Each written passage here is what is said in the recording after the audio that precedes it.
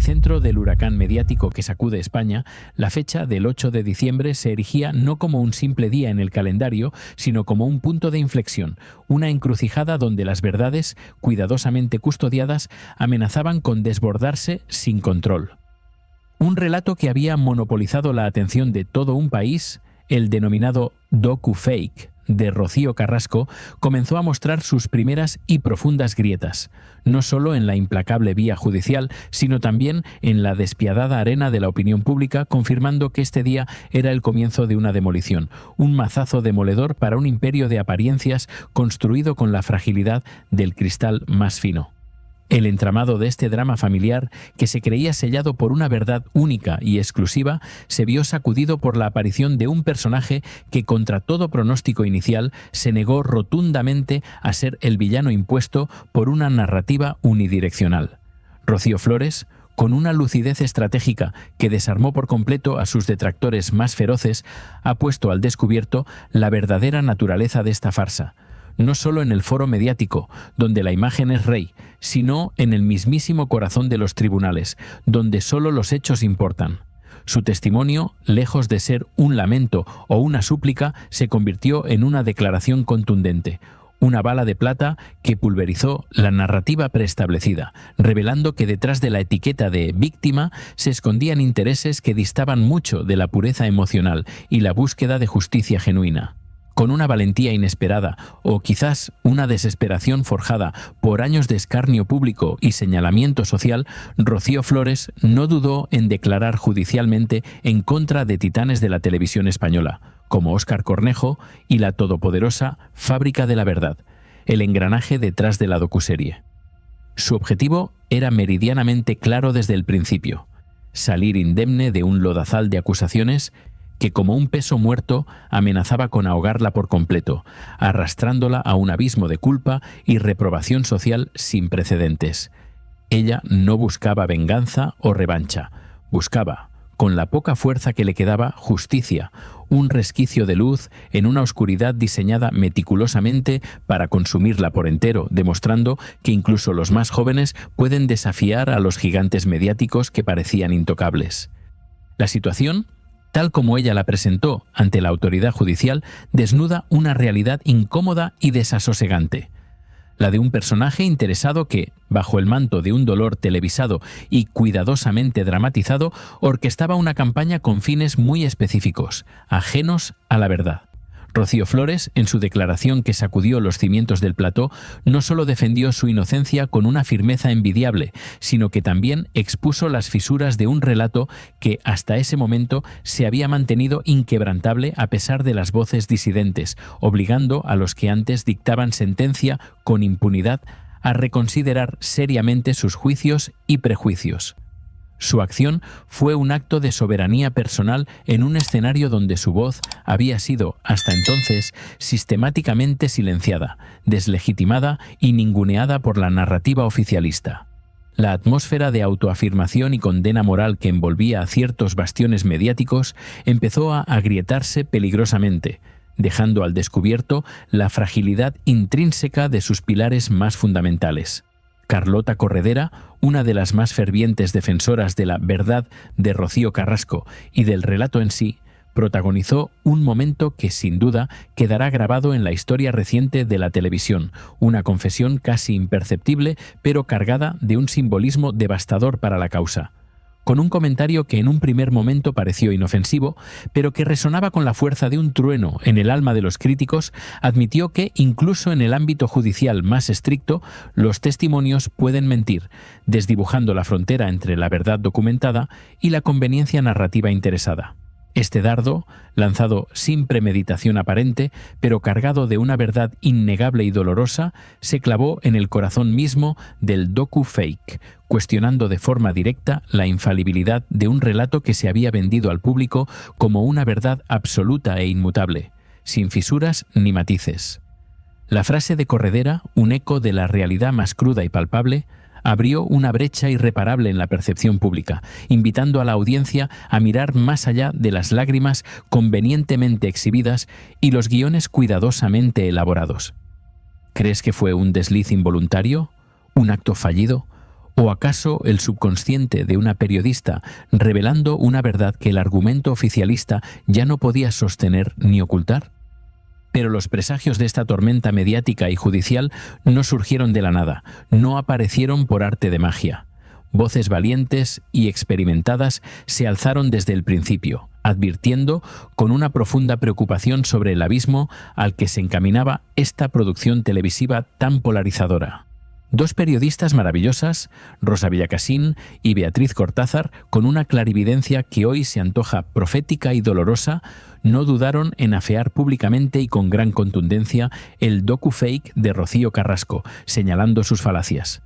Sus palabras en aquel entonces pudieron parecer discordantes o incluso negacionistas para los defensores de la causa, pero la historia les ha dado la razón con una contundencia brutal, confirmando que su visión era la punta de lanza de una verdad inminente que todos debían conocer. Ellas no solo criticaron la calidad, la imparcialidad o la veracidad del producto televisivo, sino que señalaron con una precisión escalofriante que aquella docuserie iba a traer problemas judiciales muy graves para Rocío Carrasco, una profecía que hoy se cumple con una amargura indiscutible y públicamente conocida. Más allá de lo legal y lo jurídico, ambas periodistas denunciaron un daño irreparable, una herida que difícilmente cicatrizará. La destrucción no solo de la imagen de sus hijos, arrastrados por la marea, sino también el ultraje a la memoria de su propia madre, la inigualable Rocío Jurado. ¿Podemos, acaso, poner precio a la dignidad de un legado familiar cuando éste es arrastrado por el fango del espectáculo más bajo y sin escrúpulos? Según sus contundentes afirmaciones, que resonaron en todos los medios, el docu-fake había destrozado sin piedad la imagen pública y privada de los hijos y de la propia madre, arrojando la memoria de la más grande a lo más profundo del subsuelo mediático, donde pocos querrían estar.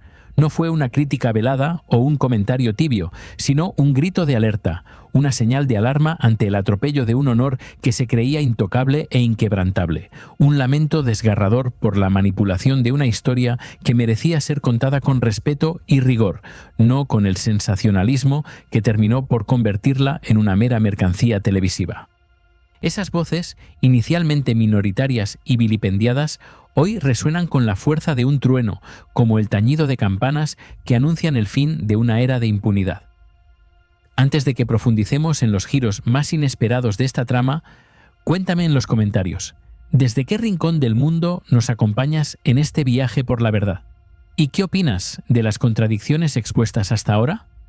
Tu perspectiva es parte fundamental de este diálogo que busca desvelar lo que otros intentan ocultar, construyendo juntos una imagen más completa y veraz de la realidad detrás de los focos y las cámaras. Y en el torbellino de estas revelaciones que lo cambian todo, emerge una figura cuya metamorfosis es tan impactante como reveladora, casi un acto de magia negra: Isabel Rábago.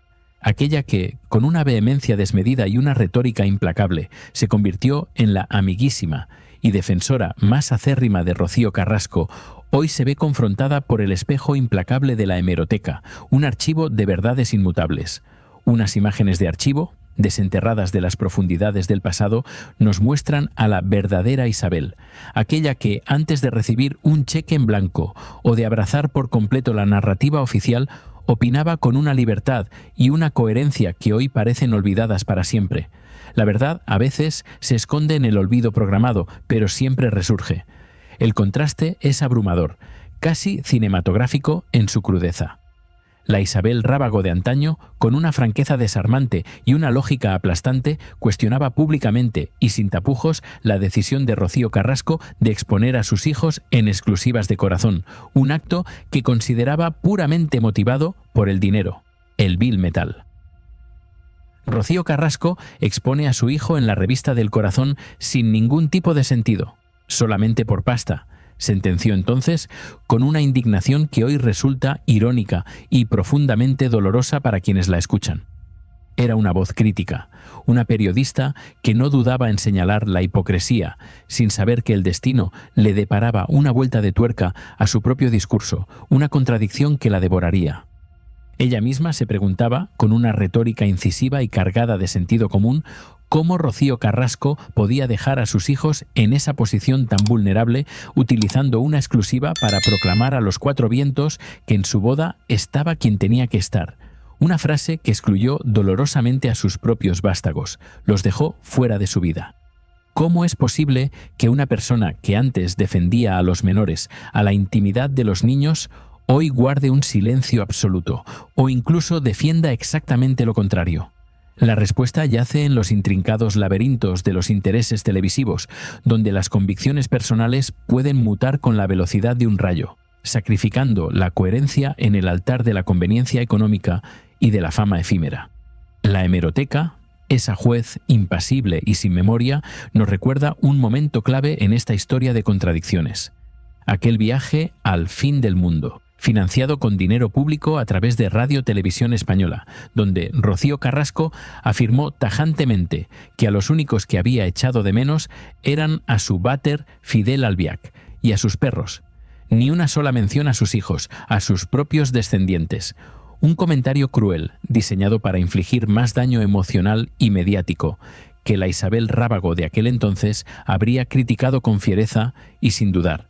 Pero la Rábago actual, extrañamente silente y cómplice, ha preferido mirar hacia otro lado, engullida por el torbellino de intereses que rige el espectáculo televisivo y las audiencias. Es imposible ignorar el abismo que separa a la vieja Isabel de la nueva, a la Rábago crítica de la Rábago silente. ¿Cómo puede una persona cambiar tantas veces de discurso con una jeta tan descarada y sin un ápice de pudor, solo porque una docuserie ha alterado el panorama mediático y ha reconfigurado las lealtades? Su actual mutismo sobre Rocío Carrasco es una prueba irrefutable de la manipulación a la que aparentemente ha sido sometida, o a la que se ha plegado voluntariamente por conveniencia personal. Este viraje representa un punto de inflexión, no solo para ella y su credibilidad, sino para la credibilidad de todo un sector mediático que, en ocasiones, parece perder el norte en la búsqueda desesperada de la audiencia y la polarización extrema. Y mientras el telón de esta farsa meticulosamente elaborada se desgarra sin piedad, una nueva controversia emerge con fuerza, protagonizada por una figura que, irónicamente, se beneficia y reniega al mismo tiempo del circo mediático: Alejandra Rubio. Este fin de semana, la celebración del primer cumpleaños de su hijo Carlo, el niño que comparte con Carlo Constancia hijo, se convirtió en el escenario de una actitud nauseabunda. Una exhibición de desprecio absoluto hacia la prensa que alimenta, día tras día, su existencia pública y su estatus de celebrity. ¿Es acaso coherente vender tu vida sin pudor y luego tratar con la punta del pie a quienes te la compran y te dan visibilidad? La escena era digna de un guión de opereta dramática, casi teatral en su impostura. Alejandra, interpelada por los reporteros sobre un evento tan íntimo y personal como el cumpleaños de su hijo, respondió con una arrogancia y una falta de respeto que helaron la sangre de los presentes, dejando un rastro de indignación. «No voy a contestar a esos, vale, chicos», espetó con desdén, negándose a dar el más mínimo detalle sobre su hijo, mientras previamente había expuesto su embarazo y su relación en exclusivas pagadas.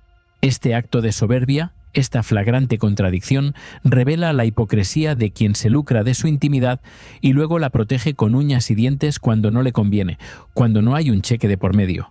Su mensaje a los medios fue claro y brutal, sin espacio para la interpretación. «No voy a hablar de mi hijo, lo siento mucho», una frase que resonó con la frialdad de un témpano de hielo en el ambiente. Pero la pregunta, la gran pregunta que se hace todo el mundo, es ineludible y directa. Si no te gusta que hablen de tu vida privada, si detestas profundamente la atención mediática, ¿por qué trabajas en una profesión que te exige precisamente eso, que vivas de tu exposición? El problema no reside en los medios de comunicación, sino en la elección de una carrera que te obliga a estar en un lugar donde aparentemente no deseas estar, impulsada por una necesidad que es tan vieja como la propia humanidad. La pasta, el dinero fácil, la cruda verdad, despojada de eufemismos o adornos innecesarios, es que Alejandra Rubio encarna la esencia misma de quien detesta la prensa del corazón, pero depende enteramente de ella para subsistir, para tener un lugar bajo el sol de la fama. Nadie le pide que muestre una foto de su hijo o que ventile sus secretos más íntimos, pero sí un mínimo de dignidad y respeto hacia quienes están haciendo su trabajo, día tras día, bajo el sol y la lluvia. Una simple respuesta amable, un gesto de cortesía, una muestra de simpatía, como un «mi hijo está contentísimo», toda la familia y amigos han celebrado su primer año maravillosamente, bastaría para apaciguar las aguas y generar buena voluntad. Pero en su lugar ofrece el más crudo desprecio. Esta chica estúpida, como la califican muchos en la profesión sin ningún tipo de tapujo, genera un rechazo visceral, una aversión que se manifiesta en cada interacción y en cada aparición pública. Su rostro, a menudo descrito con la expresión de quien huele a mojón, es el reflejo de una actitud que no solo denota falta de aprecio por sus colegas, sino una arrogancia que ha colmado la paciencia de absolutamente todos. No es un incidente aislado o un mal día. Es un patrón de comportamiento que ha llevado a que la profesión entera esté harta de Alejandra Rubio, una verdad que se ha replicado en un sinfín de medios de comunicación y por periodistas con experiencia. Los reporteros de calle, esos que no ganan un solo duro con estas exclusivas millonarias, son tratados con la punta del pie, como si fueran meros parásitos o elementos indeseables. Es la misma dinámica que vemos en figuras como Ana María Aldón, que cuando se le mete, grita y cuando se le saca, llora. No quieren la palestra, pero cuando ésta se apaga, orquestan un plifocio del 15 para generar titulares y seguir vendiendo su vida al mejor postor, mientras desprecian y humillan a quienes están en la trinchera, día a día. La verdad es que los santísimos cataplines de los reporteros están hasta el límite y no es de extrañar. ¿Cómo puedes exigir respeto cuando tú no lo ofreces? Es el dilema de una fama que se construye sobre cimientos de barro y contradicción, destinada a desmoronarse. Queridos espectadores, la verdad, como un río caudaloso e imparable, siempre encuentra su cauce, erosionando los muros de la mentira y revelando la auténtica naturaleza de aquellos que se creían intocables e inalcanzables. En esta crónica del gran engaño, cada testimonio, cada giro inesperado, cada hipocresía desvelada, nos acerca un paso más a la comprensión de cómo se manipulan las narrativas y se construyen los personajes mediáticos para un consumo masivo.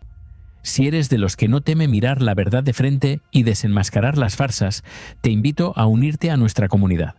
Pulsa el botón de suscribirte y activa la campanita en tus 50 favoritos, para no perderte ni un solo capítulo de esta apasionante investigación que desentraña los hilos ocultos del poder mediático y sus oscuras maquinaciones. La verdad siempre acaba saliendo a la luz, sin importar el precio. Mientras el velo de la farsa se desgarra, exponiendo las contradicciones más flagrantes, se alza un clamor silenciado, una verdad que pugna por romper las cadenas del olvido impuesto.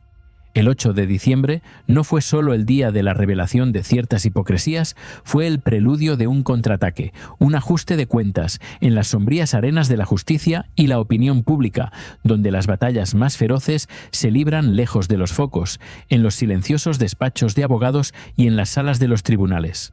Este es el relato de cómo los intocables mediáticos, aquellos que dictaron sentencias sin juicio, se vieron atrapados en su propia red de mentiras, observando con impotencia cómo sus pedestales se desmoronaban pieza a pieza, revelando la fragilidad de su poder.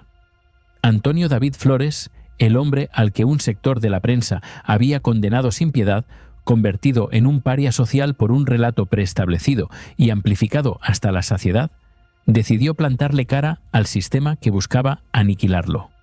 Sus demandas, presentadas con una firmeza inquebrantable, siguen su curso como un río subterráneo que tarde o temprano emergerá a la superficie para arrastrar consigo las impurezas. Demandas contra Jorge Javier Vázquez, Carlota Corredera, la propia Rocío Carrasco y el gigantesco imperio de Mediaset no son solo pleitos legales. Son actos de resistencia, gritos de justicia en un desierto de acusaciones infundadas, el clamor de un hombre que se negaba a ser sepultado vivo por una maquinaria mediática insaciable. El tiempo, ese juez implacable, le daría finalmente la razón, desvelando una verdad mucho más compleja y dolorosa de lo que se había contado. Recordemos, con la claridad que exige la historia, la figura de Montse Suárez, una de las voces más estridentes y vehementes en la campaña de desprestigio contra Antonio David. ¿Quién podría olvidar sus palabras, cargadas de una condena moral inapelable, pronunciadas en los platos donde se cocinaba a fuego lento la reputación de los personajes. Ella, con una convicción que hoy resulta escalofriante, afirmaba que Antonio David era un maltratador y un mal pagador, un hombre arruinado, incapaz de afrontar sus obligaciones, ignorando deliberadamente o quizás manipulando la complejidad de los procesos judiciales que se cernían sobre él. Su discurso, cual sentencia divina, resonaba en cada hogar, construyendo una imagen de monstruo que parecía imposible de derribar, una losa de descrédito que asfixiaba cualquier atisbo de verdad o matiz. Pero la justicia, a menudo lenta, tiene una memoria implacable, y sus veredictos rara vez se inclinan ante la presión de los medios. Montse Suárez, con una elocuencia retorcida, no dudaba en tildar las absoluciones de Antonio David como treta judicial o intentos de engañar a la opinión pública, desacreditando cualquier resolución judicial que no encajara con la narrativa que ella y su círculo defendían a capa y espada. ¿Cómo se puede denostar así la labor de la justicia, simplemente porque el resultado no se alinea con la conveniencia de una historia prefabricada? Su fervor, que antes parecía el estandarte de la verdad, se reveló como el escudo de una manipulación burda, un intento desesperado por mantener viva una falacia que la realidad ya comenzaba a desmentir con pruebas irrefutables. La promesa de la justicia, aquella que se basa en hechos y no en el sensacionalismo, empezaba a asomarse. Pero el giro del destino en esta épica batalla legal fue tan brutal como inesperado para los artífices de la gran narrativa. Antonio David Flores, el hombre al que se le había pedido hasta 5 años de prisión por insolvencia punible y estafa procesal, fue absuelto. Sí, has escuchado bien, absuelto. El juzgado de lo penal número 15, después de un proceso que se extendió durante casi una década, desde el año 2015 hasta el 2024 o 2025, dictó una sentencia que desestimaba categóricamente ambas acusaciones.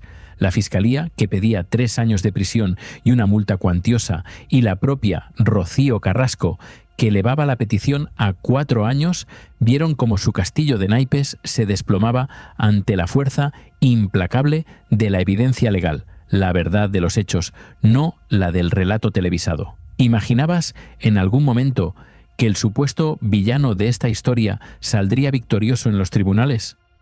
Este veredicto, tan rotundo como silenciado por los medios que antes lo vilipendiaban, no fue un simple detalle. Fue el clímax de una farsa, la demolición de un relato que se había vendido como verdad absoluta. La justicia, en su lento pero implacable curso, desenmascaró la manipulación, poniendo en evidencia la falsedad de unas acusaciones que buscaban no solo la condena legal, sino también la aniquilación pública y moral de un hombre. La absolución de Antonio David es un recordatorio poderoso de que los tribunales no se rigen por la popularidad o el eco mediático, sino por las pruebas, por los hechos irrefutables, por el principio de inocencia que todos merecemos. Incluso aquellos a quienes se intenta destruir en el altar del espectáculo más cruel. Es un triunfo agridulce, sí, pero un triunfo, al fin y al cabo, que devuelve la dignidad a quien le había sido arrebatada por el juicio popular. Y el colmo de la ironía en esta trama digna de una tragedia griega llegó con la noticia de la reciente condena penal para la propia Rocío Carrasco, la supuesta víctima del drama, la heroína de la verdad. Aquella que denunciaba impagos y acusaba de insolvencia, fue ella misma condenada por la vía penal. Este es un dato que, curiosamente, los medios que la encumbraron y la defendieron con uñas y dientes han optado por obviar, por silenciar, por barrer bajo la alfombra de la conveniencia. Mientras se exigían condenas ejemplares para otros, la propia Rocío Carrasco, la abanderada de la justicia, se veía atrapada en el laberinto de sus propias contradicciones legales, demostrando que en el teatro de la vida, y más aún en el de la televisión, nadie está exento de rendir cuentas ante la ley. ¿Es esta la verdad que nos contaron o solo una parte cuidadosamente seleccionada y manipulada? La justicia, una vez más, ha hablado con una claridad ensordecedora, revelando que en esta historia de claroscuros no hay héroes ni villanos puros, solo seres humanos con sus luces y sus sombras, sus aciertos y sus errores, sus condenas y sus absoluciones. Mientras los defensores de Antonio David celebran sus absoluciones, los que antes lo condenaban permanecen en un silencio sepulcral. una mudez que resuena con la fuerza de una confesión. Isabel Rábago ya no habla del tema. Carlota Corredera, con sus palabras sobre los testimonios que mienten, admitió una verdad incómoda. Montse Suárez, que antes condenaba, ahora no dice ni pío sobre la sentencia de Rocío Flores o la condena penal de la propia Rocío Carrasco. La hipocresía es tan densa que se puede cortar con un cuchillo. Este es el ocaso de los intocables mediáticos. La caída de aquellos que, armados con micrófonos y cámaras, creyeron tener el poder de dictar sentencias morales sin asumir las consecuencias de sus juicios. La vergüenza que hoy recae sobre sus hombros, el deshonor que empaña sus nombres, es el precio de haber convertido el drama humano en un espectáculo sin escrúpulos, de haber vendido una narrativa a costa de la verdad y la dignidad de las personas. La manipulación, la burda manipulación a la que sometieron a la opinión pública, ha dejado un rastro de destrucción, no solo en la vida de los afectados, sino también en la credibilidad de una profesión que, en ocasiones, parece haber perdido por completo su rumbo moral. El nivel de degradación alcanzó cotas insospechadas, incluso en programas que se habían erigido como pilares de la televisión. Kiko Hernández, en su papel de maestro de ceremonias de un programa efímero, fue testigo de escenas que rayaban en lo grotesco. Tocamientos inapropiados, vómitos en directo, peleas violentas, rejas de cárcel rotas, todo en nombre de la audiencia, del morbo más bajo, de la desesperación por mantener el show vivo. 9 horas después de su emisión, el programa fue eliminado, borrado de la memoria colectiva, un acto de censura que solo reafirmaba la gravedad de lo que allí se había producido. ¿Hasta dónde estamos dispuestos a llegar por la audiencia, por el sensacionalismo más burdo y sin alma?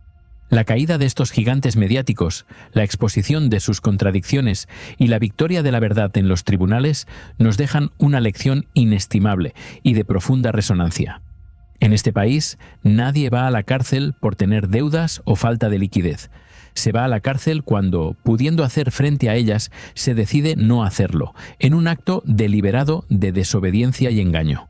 La diferencia es abismal, y la justicia, con sus tiempos, sus errores y sus aciertos, ha sabido discernirla. Este es un recordatorio de que, a pesar de las apariencias y las narrativas cuidadosamente orquestadas, la verdad, como un ave fénix, siempre encuentra la manera de resurgir de las cenizas, de volar libre, de iluminar los rincones más oscuros.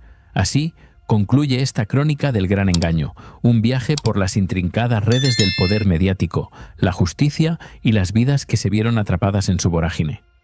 Hemos sido testigos de cómo un relato, cuidadosamente construido, se desmoronaba ante la fuerza inquebrantable de la verdad, y de cómo aquellos que antes juzgaban con impunidad se vieron obligados a rendir cuentas ante un juez mucho más implacable.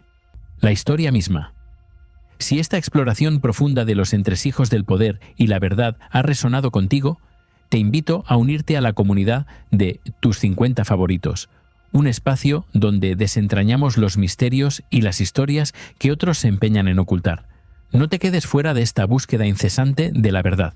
Suscríbete y activa las notificaciones para no perderte ningún contenido que desvela lo que realmente acontece detrás del telón de la fama. La próxima vez seremos testigos de otro drama.